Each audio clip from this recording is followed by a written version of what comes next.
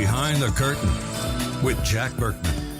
Welcome to Behind the Curtain. Let's just dive and get right into this. What a remarkable week in news. Probably one of the most exciting and important weeks in news in modern American history. Can you believe it? Joining us now, Sindey Powell.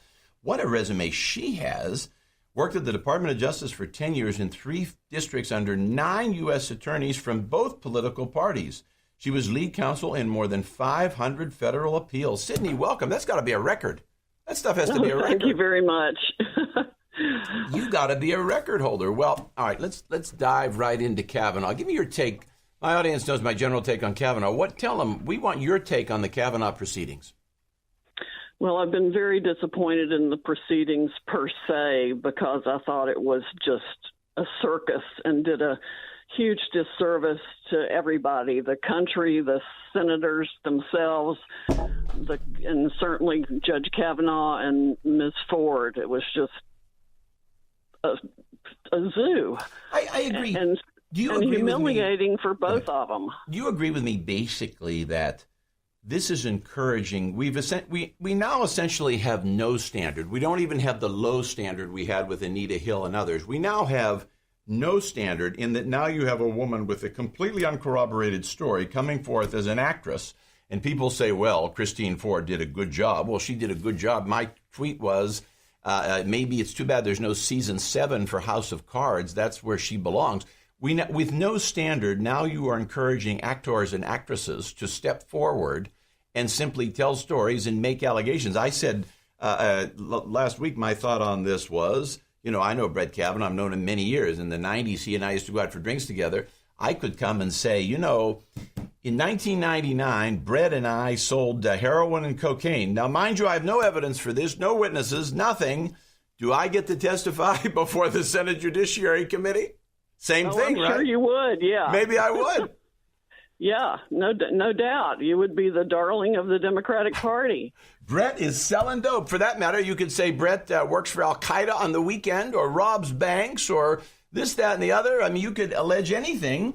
And, the really tough part about this is when you look at lawyers like Gloria Allred, surprised she's not involved in this, but when you look at lawyers like that, these people have an amazing ability, and we've got them on our side too, but these people have an amazing ability to sit a woman down and make her believe anything. And after they say, do you want to be on the Today Show? Do you want to be on This Week with George Stephanopoulos? Do you want to be on the CBS Evening News? After they say all that, and do you want to write a bestseller and make $2 million? They say, you know what? It turns out I was attacked, and I do remember. Isn't that the way it really works? It seems to be working that way in this case, although I think she actually believes something like that happened to her. One of the distinctions I've been trying to encourage people to draw is to take the names out of it completely. Think of it as just a 17-year-old boy and a 15-year-old girl at a party. And, where do you draw the line to criminalize conduct? I mean, I understand that she was humiliated. It certainly should not have happened.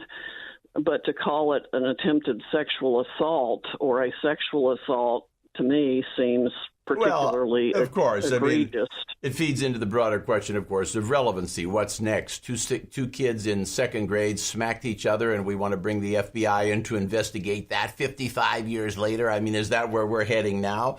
I guess it is. I mean, everybody, I'm sure these people, Dianne Feinstein's a bright woman. Amy Klobuchar's a bright woman. I mean, these people know that this is nonsense. What you have here are actors, right? Everybody's becoming an actor. And even Christine Ford, my God, she's got a PhD. Even if she really has convinced herself of this BS over the years, convinced herself that it's real, and as you say, she may have, even she has to know this is a charade. Well, I'm one of the few people apparently yesterday who thought she was feigning any sort of emotion. I wasn't buying that at all.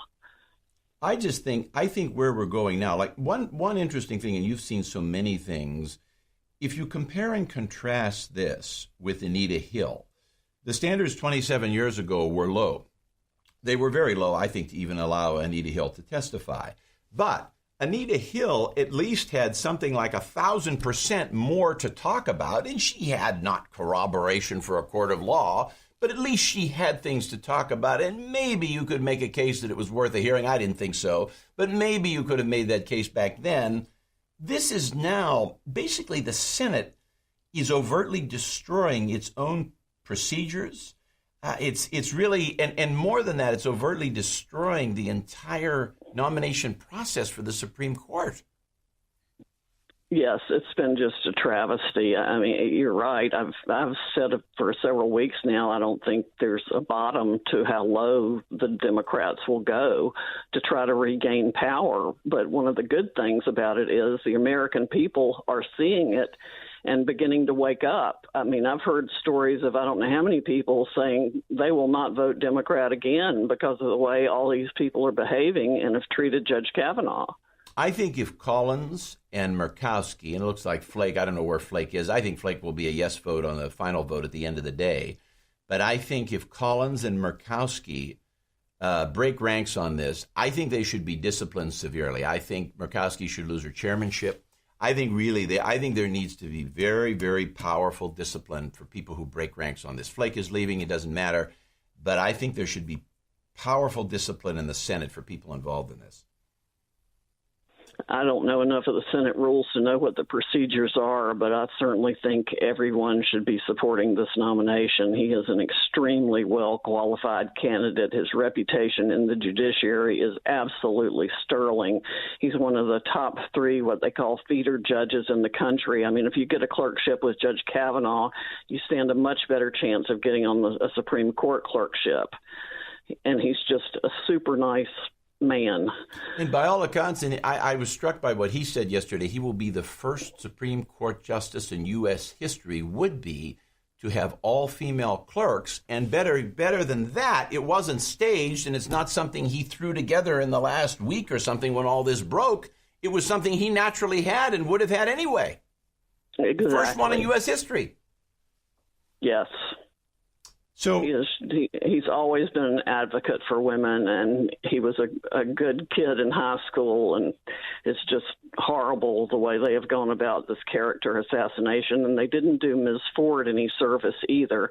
The entire thing could have been handled very timely and very quietly without either of their reputations being dragged through the mud or her put through the stress of yesterday's hearing or him and his family enduring what they've had to endure. None of it would have happened if it had been handled properly by Dianne Feinstein. Yeah, and Feinstein, of course, but we don't expect much from her, and she's in a tough race out there, and I expect nothing from her anyway. But I think Grassley and McConnell should have simply come out and said, look, this is an uncorroborated allegation.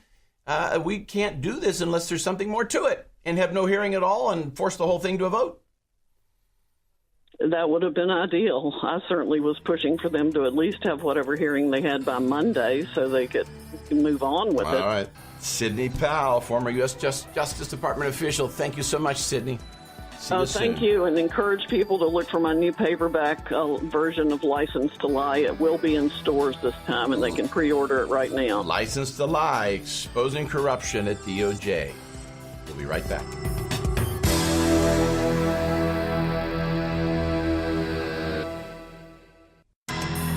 All the stories and controversies that no one talks about, but everyone should know about. Some people without brains do an awful lot of talking. Behind the Curtain with Jack Burkman. Coming up right now, more on Kavanaugh and the media. Remember, if you want to take it behind the curtain, you call us 703-795-5364, or taking your emails also, jackburkman2016 at Gmail. Same number, same email. If you know anything about the Seth Rich murder mystery, and now special features started this week. It is the tip line, which is the same number. If you know anything about Ms. Ford or Ms. Ramirez, these accusers, good or bad, we need to know about their character, particularly those of you on the West Coast who may know something about Ms. Ford, where we are digging. Call us 703-795-5364. We need information from you. Well, plunging now back into the Kavanaugh debacle. Joining us now, Hadley Arkes is the Ney Professor of Jurisprudence at Amherst College. He's the founder of the James Wilson Institute on Natural Rights and the architect of the Born Alive Infant Protection Act. Boy, that's a mouthful. Professor, welcome. Well, thanks for having me on. Well, a mouthful because you have quite a resume, so it is all deserved. Good to have you. Well, I want to talk about the way in which the media has treated Kavanaugh. And I think they have given just undue credibility to these accusers. What I like to say is Joseph McCarthy is alive and well in the U.S. Senate. Do you agree? Joe McCarthy never He's did alive and well, as far as I can tell. This exceeds anything that's attributed to McCarthy. It was in comparison, modulated. Everyone he identified turned out to be truly identified. No, this runs beyond that. It carries over, as you know, to the censoring, the blocking of publications and perspectives on the campuses of anyone who would publish or write in another vein. But this is it really turns on its head. It's Salem Witch. Is it Salem Witch? Would you go that far? Are we Salem Witch 1692? Is that what it is? Goody Proctor is a witch? Well, in the sense that you impute the charge and it becomes her burden to disprove it. Now, no, the hysteria may actually reach that level, and it's far more pervasive. At least that stuff stayed mainly in Salem. The Trump derangement syndrome is that's feeding all of this is really spreading throughout the country. Now, Professor Ford seemed to be quite reserved about coming into public. She is an accomplished woman who's done some serious publications, but she hasn't disdained appearing in public. She's been in public declaiming her opposition to Trump, her desire to move to New Zealand if Kavanaugh is confirmed. It's not as though she's reluctant to appear in public. Maybe we should give her the Salem Award. Maybe we should start every year the award. We'll call it the Salem Award. You and I can award it jointly. To that accuser that most closely resembles the situation in 1692 Salem. Let me ask you this. Okay, so years ago, I was friends with Brett Kavanaugh. I hadn't seen him in a while, but long before he was a judge, he and I used to have drinks. We belonged to the university club and other things. What if I came out and said, 20 years ago, Brett and I, we sold heroin and cocaine on the weekend. I'd say, well, no, I don't have any evidence for this, and I don't have any witnesses, and no, there's no evidence of any kind. But I want to testify and tell the U.S. Senate how Brett sells dope. Do you think, would they want me to testify too? It would seem to me that that's a story not dissimilar to what Ms. Ford is saying. Sure, I think the scheme now, this is what is so scary about this whole matter, that quite apart from whether she has a story, to whether she's right or wrong, the terms in which we're doing this, that anyone could come in off the street, even with a tangential connection. I knew him. I had some knowledge of him. I knew people who did know him. Make a charge, and that becomes the ground for putting off an appointment already of someone who's already been grilled extensively, whose record has been looked over in the most precise and demanding way. We have a record of 30 years of this man's life in public and in private. And why is all that to be put aside? I argued in my piece that there could be a background check. The one background check that would be warranted is the background check of the person who's making these charges. Is there a reputation for stability there, for veracity? We should know those things before we simply start crediting charges. Very true, but we do none of those things. The media rushed in. The media didn't give 1 minute of analysis to the background of Christine Ford. They were so eager to put this out. The Washington Post took the tip. They collaborated with our friend Di-Fi in the Senate, who's in a tough race herself and needs some help in California. So she decides at age 86 she's going to become the feminist crusader again, which she really hasn't been for a while. Maybe in large part because she's now a great grandma, but she wants to become the feminist crusader again. So she plunges in and recreates Christine Ford, the hero. Is that about it? Well, she's trying to appease the people on the left and show she can outdo them. But what's critical here too, don't pass by, is the utter want of any kind of principled argument. They know that they would never accept these rules bearing on appointees or people coming from the left or the appointees of liberal presidents. Bill Clinton gets a pass on things that are far graver than this, with with richer testimony and with testimony that be corroborated. You know darn well that Dianne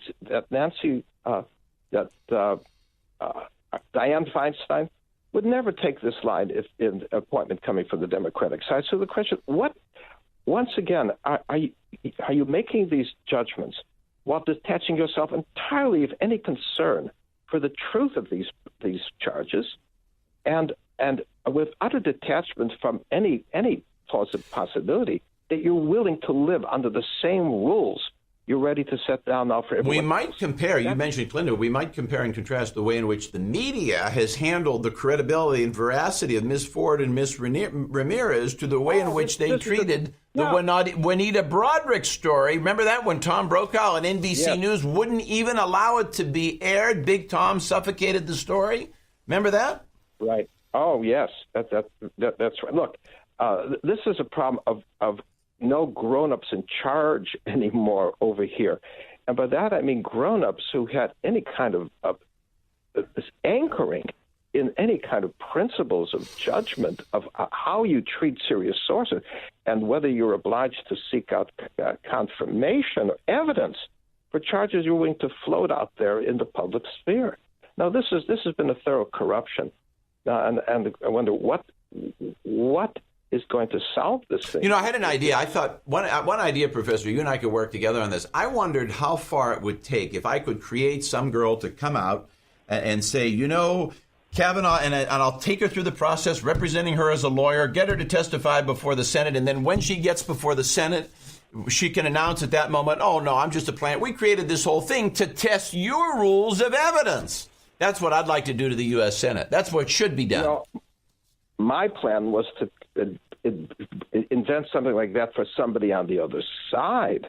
Oh, good thought. For Booker or others, and just some talented actress to come in off the scene, earnestly pleading her case and wanting to be taken seriously, and then we might admit at the end, it was all made up. Well, Hadley Arkes is named Professor of Jurisprudence Emeritus at Amherst College and the James Wilson Institute on Natural Rights and American Founding. Professor, thank you so much. If we're real lucky, we'll be able to have you back again. Well, stay tuned. Coming up next, we're going to get into Trump's speech at the UN. Don't miss it.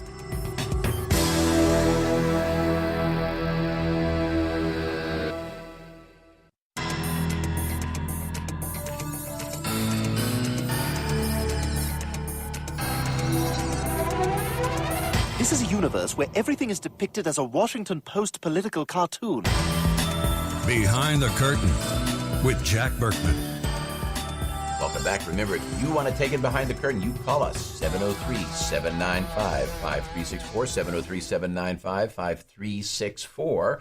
Taking your emails as we come into the 20th century, not the 21st, 20th, jackburkman2016 at Gmail, jackburkman2016 at Gmail. Now, same number, same email if you know anything about the Seth Rich murder mystery. And it is also the number for, you know this, all of my followers know this, all of the viewers and listeners know this, the tip line for information about any of the three accusers, whether it's Ms. Ford, Ms. Ramirez, or this new one. If you have any information, good or bad, about the character of these three accusers, we need it. Call us, 703-795-5364. That is the tip line, and we need information from you as this all goes down in a critical week like this. Joining us now, Brett Schaefer. Brett is the J. Kingham Fellow in International Regulatory Affairs at the Heritage Margaret Thatcher Center for Freedom. He's an expert in UN issues and all-around expert in foreign policy. Brett, welcome. Thank you for having me on. Well, we want to talk Trump's speech at the UN. Well, first, before I dive in, what you make of the speech? I thought it was quintessential President Trump. He walked in there. It was not what you historically would expect to hear from a U.S. president. The tone was different. The turns of phrase were different. It was a lot more on the nose in terms of his characterization of other countries and ISIS as I think it was mass killers or something along those lines. It's an unapologetic defense of the administration's foreign policies and stances. And as expected, the reaction in the room was somewhat muted, and we shouldn't be surprised that it wasn't as well received as, say, President Obama's speeches to the UN, which, quite frankly, were far more in agreement with the priorities of the other member states. You say that, but that room, of course, Trump is not any kind of portrait of eloquence, but people have to look at him around the world. I mean, whether you're a small state in Africa or Asia, or whether you're a state in Europe or wherever you are, you have to look at him and say, my God, American foreign policy has improved since Barack Obama. Obama, sure, was more dignified and eloquent and more a lot more like a traditional U.S. president and world leader. On the other hand, his foreign policy was about as messed up as it could get, to the point where it was so convoluted. When you came to Mideast policy, he couldn't really even explain it. I still don't understand. I couldn't even articulate what Obama's policy towards Syria, for instance, was. I have no idea. But so when we come to this, let's talk about Trump's general view on this, the European powers. Let's talk about NATO. Mm-hmm. Trump has repeatedly made the point, and he hinted at this yesterday, that these countries are like adolescents, and it's their time to grow up. And they need to start bearing more of their burden for national defense. Even European leaders, even socialist European leaders understand this, right? I mean, surely nobody has a substantive counter-argument for that. No, I mean, NATO is not an agreement where the United States agrees to assume all the burden of the defense of the member states. This is a mutual defense pact, and other member states are expected to provide for the common defense and the common response to threats to that alliance. The president is absolutely right to note that a number of European countries are not meeting the commitments they have made in the past in terms of defense spending, and that weakens the overall alliance. And he's right to call them out on that. But it is also fair to say that NATO, the United States is a member of NATO for a reason. We have shared security concerns with the member states. We are stronger for the alliance, and we need to put in, but other countries should be putting in as well. Well, I guess we're stronger for it, but it's reached the point with some of these countries. Like, let's look at the Royal Navy in Britain. It's either, I forget, it's 67 or 77. I think only 67 active ships. That's Europe's premier navy. It doesn't say much. I mean, their power projection capability, the British currently don't have a single active carrier. They have one. It's in dry dock because nobody's allocated the money to repair it. The Germans have really nothing in the way of an army. The French have some special forces that can be deployed, as they've done maybe a few times in Africa to shore up things in Mali, and they did a pretty good job there. But other than that, their power projection capability is like Germany and Britain, which has come down to nothing. If I remember right, and maybe this is a point the president needs to make more, the purpose of the Marshall Plan was not to keep the United States engaged in the heart of European collective security for a century. It was to grow these countries back up, get them on their feet, and then have the European powers become responsible for Europe again. And these are themes that Trump echoed this week and before, and he's at many times. You agree?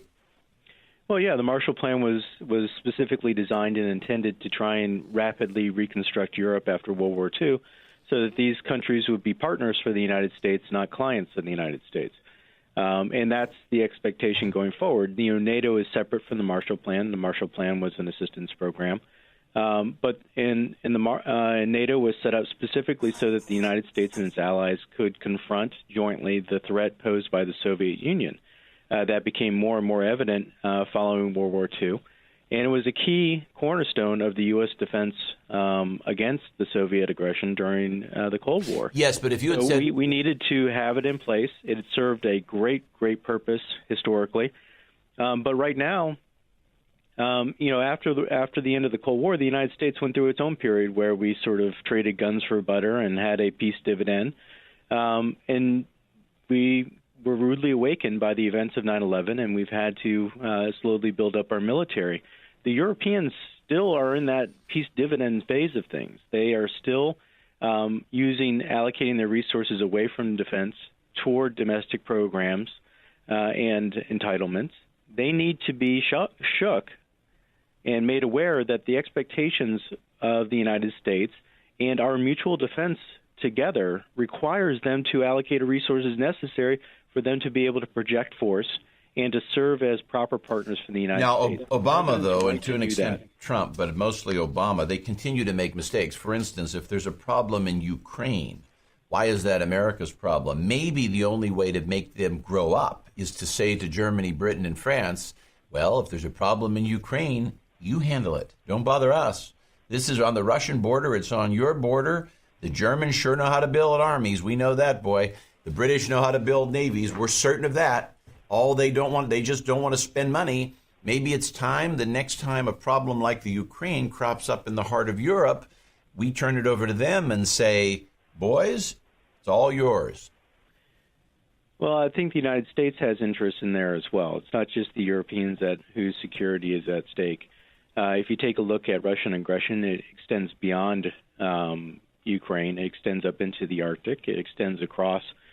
Just recently we had Russian bombers flying to Alaskan airspace. Russia is very aggressive, and they need to be countered, and the Europeans baldly are incapable of fulfilling that role without the United States. And that would be the case even if they were having defense expenditures far greater than they are today.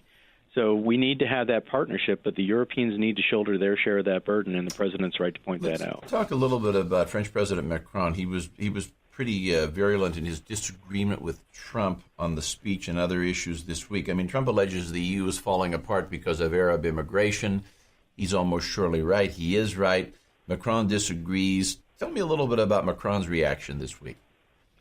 Actually, I didn't see his comments. After the president and all the reaction to that, I was consumed with responding to the media coverage of that, so I didn't actually see the France's. No, that's fair. It would seem to me that if you look at if Harry Truman and Secretary of State Marshall were here today, I think they would look at this situation and say, "My God, this is not what we intended. We intended for these European states, surely within half a century, to be back to handling the defense of Europe. Now we're 75 years after the end of." 75 years after the war, and these countries are still completely dependent on the United States in security matters. I think Harry Truman would say this is not what we intended back in 47. I agree with you. I think that the United States has a reasonable expectation for our European allies to assume their portion of the defense burden. And that requires them to invest. How do we shock them, though? They're not going to do it. They're not going to do it in the current scheme of things. They're not going to do it. How do we shock them back to reality? Well, I think you're already seeing a little bit of this. If you take a look at the United States relationship with Estonia, Latvia, if you take a look at the United States relationship with Poland and some Eastern European countries, they are aware of the issue. They are cognizant of the threat posed by the Russians, and they're making investments. What you don't see is the Western European countries making similar investments. And that is where President Trump's, for lack of a better word, bluntness, rudeness, in pointing out the insufficiencies that they've allowed to accumulate in their defenses is necessary. It's not these same complaints were voiced by President Clinton, President Bush, President Obama. They all commented that the Europeans were underinvesting in defense, and that was harming the NATO common defense effort. And they didn't listen. But when Trump said it, they did listen. And they said it, and it was partly tone, but it was also partly a fear that he could respond in a way that would lessen U.S. commitment to NATO, and that caught their attention. They've been relying on the U.S. security umbrella for too long, and the president is right to say that you need to shoulder your share of this burden, and I'm glad that he did.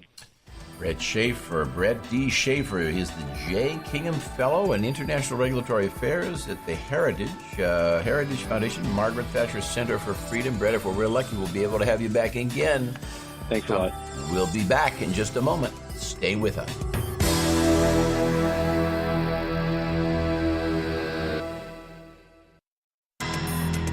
All the stories and controversies that no one talks about, but everyone should know about. Why don't you get a toupee with some brains in it?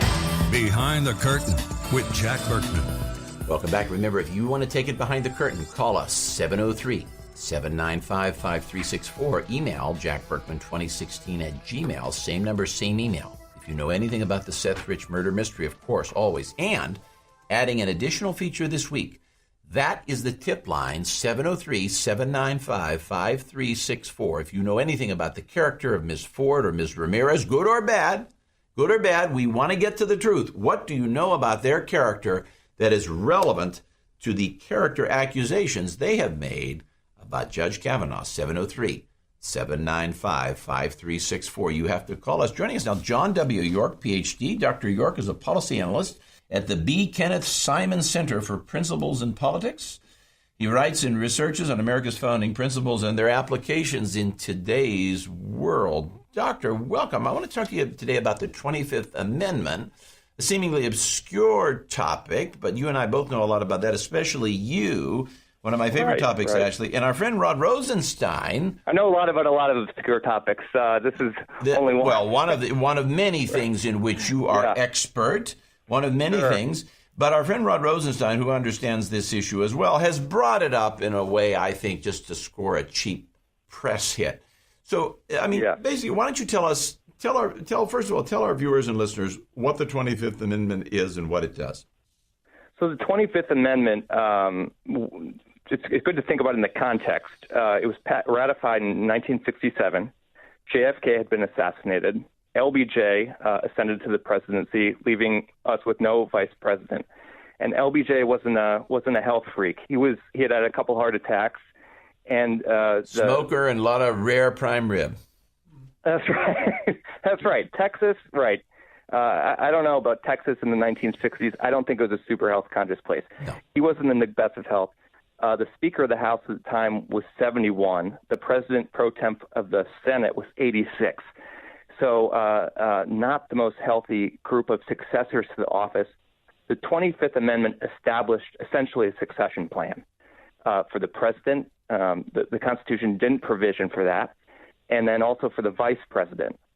So those two sections have actually been used around the Nixon around the time Nixon was leaving office. Gerald Ford, of course, succeeded him. And then appointed Rockefeller to be the vice president. Yeah, and then it's been used in that context. And then you have also, I remember, like for a day, George Bush 41 had some surgery for a day. So he invoked it for 24 hours. The cabinet signed it, and Dan Quayle was president for 24 hours. So I guess technically Dan Quayle at that point became the 42nd president of the United States, but he's never credited with that, although he is. Anyway, that's that's right. That's Quayle. That's George Bush and Reagan when he was. I forgot that Reagan. That's right, Reagan. Right. I guess Reagan. It was invoked. Was it invoked? Did the cabinet invoke it with Reagan, or what happened there? So the Section 3. So those are Sections 1 and 2 are the succession plans that we just discussed.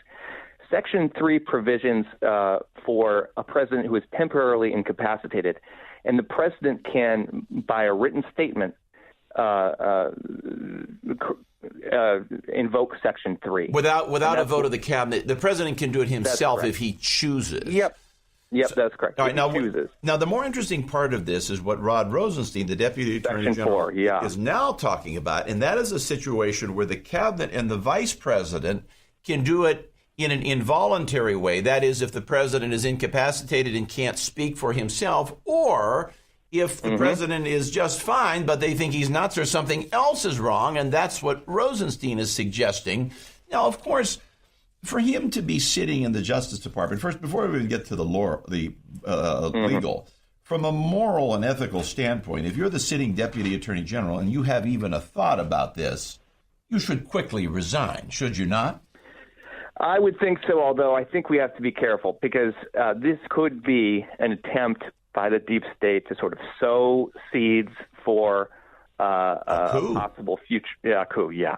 So to what extent this is trumped up fake news to make Trump overreact? I think that's a possibility we have to consider. So Rod Rosenstein said it was an offhanded joke, or anyway, some in the room have suggested as much. So I think we ought to be I believe, I will tell you, and you don't have to come out with me this far. We're investigating, as you may know, the murder of Seth Rich. We believe that Rod Rosenstein may have a connection to that. I actually think Rosenstein, and I don't have direct proof of this, I think he's a very evil guy.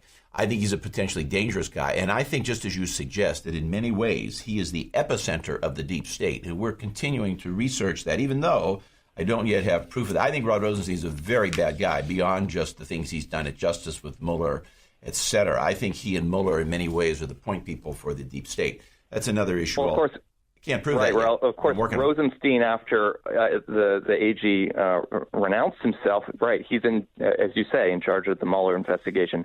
I can't speak to that, but I'll certainly be following along with your findings. Yeah, we're working on that. We haven't proven that yet, but we're working. Okay. More to come on the 16th of October. Note that date, everyone. We'll talk more about that later. Okay, so what he's doing here now, apparently what he did is he was running around talking to various cabinet members, trying to get the cabinet and the vice president. You need them all to. Now, how does that work? I forget the provision. You need a majority of the cabinet and the vice president, or a majority including the vice president?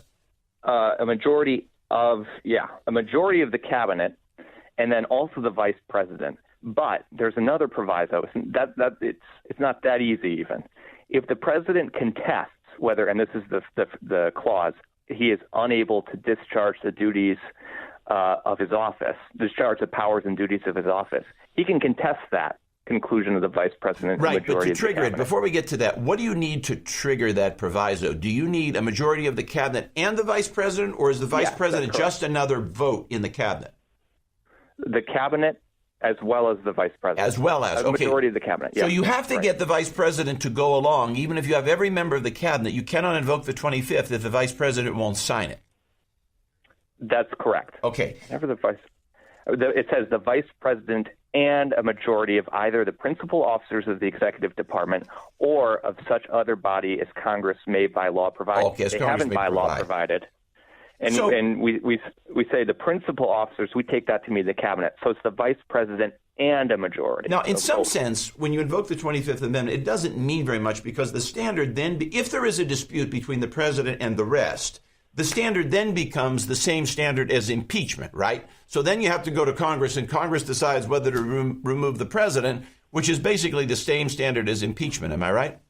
Yeah, two-thirds and two-thirds. So two-thirds of both the House and the Senate at that point. So it's harder than impeachment. It's harder. Now, let's go through this. So let's assume that Rosenstein it is harder, right, because you could do just a simple majority in the House on impeachment. This is where the 25th Amendment gets so tricky. Let's assume that Rosenstein did succeed in triggering the proviso and getting it signed off. So at that point, the Constitution, once the vice president and a majority of the cabinet sign, the president at that minute would be removed and the vice president would be the president. And then, correct me if I'm wrong, there are a few weeks, I think 3 weeks then, for Congress to decide whether to reinstate the previous president.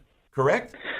If the president disputes the conclusion of the vice president and a majority of the cabinet, he resumes office until the House and the Senate. So he does not lose office. He stays in office, and then the House and the Senate. So the only way at that point to take him out is with a two-thirds vote of the Senate and the House. That's correct. Now, that's a higher standard than impeachment, because you just need two-thirds in the Senate. So this is actually a higher threshold than impeachment. Yeah. In other words, it ain't going to happen. I mean, it's a political process that's meant to not be used as a political weapon. Birch Bayh, the senator who was heavily involved in drafting this, one of his staffers wrote a book, and it was clear that they did not want this to be used as in the way impeachment is. This is a separate process when someone is truly a nutcase, when someone is really off the reservation. John W. York, Dr. York, thank you so much. Expert in the 25th Amendment and many other things. Policy analyst at the B. Kenneth Simon Center for Principles in Politics. He researches and writes on America's founding principles and, more importantly, their application in today's world, into today's politics. Unlike most scholars, he actually applies his findings. Can you believe somebody who actually gets out of the dusty books and does something with it? Well, that's it for another week of Behind the Curtain. To the listener and viewer that make this possible, we'll see you next week.